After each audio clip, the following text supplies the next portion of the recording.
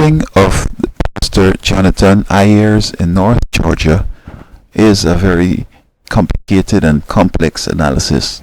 I'm going to have an irreverent look at this incident. They are alleging that they saw him with a person of interest and they were doing a drugs thing. I think the lady's a prostitute also.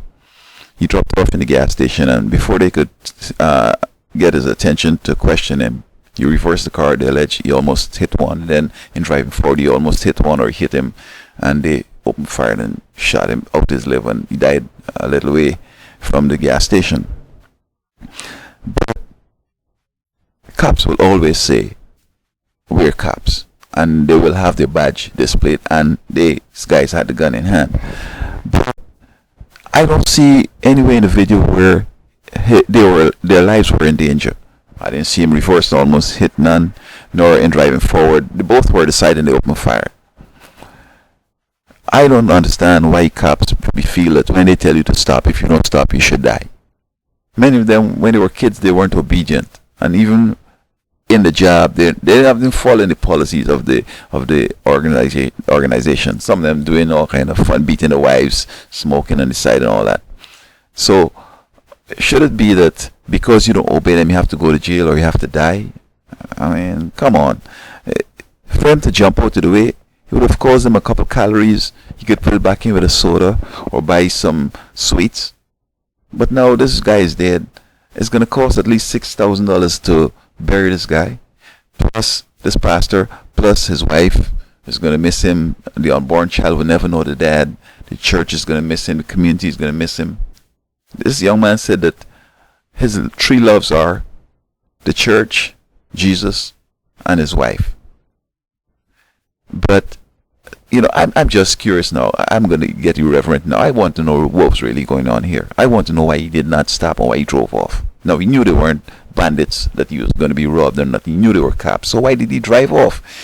Was he afraid that they will take him in and do a blood test and find that some crack is in his blood, and then check and see that maybe he had sex with this lady or something? Maybe the autopsy is going to tell us what was happening in his body, whether they see those extra hormones that would be present when one has recently been sexually active. And then of course it could be with his wife. But I just want to know if he really was on a sex thing there, or whether he's using drugs on the side, maybe some marijuana or a little bit crack here and there. He's not a professional crack smoker or a pharmacist, just a little bit. Because I recall this lady in New York who drove up on the highway in the wrong direction and killed about 7 people.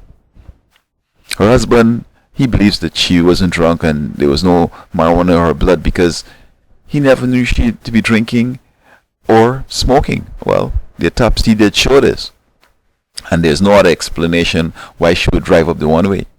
And then in Colorado, we had this pastor who was buying meth, and also he had a boyfriend, a sexual partner, a male sexual prostitute partner, whatever.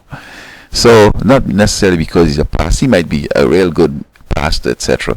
But in light of the recent past and my experience with these pastors, many of them aren't a whole set of things. I would like to know exactly what's happening here.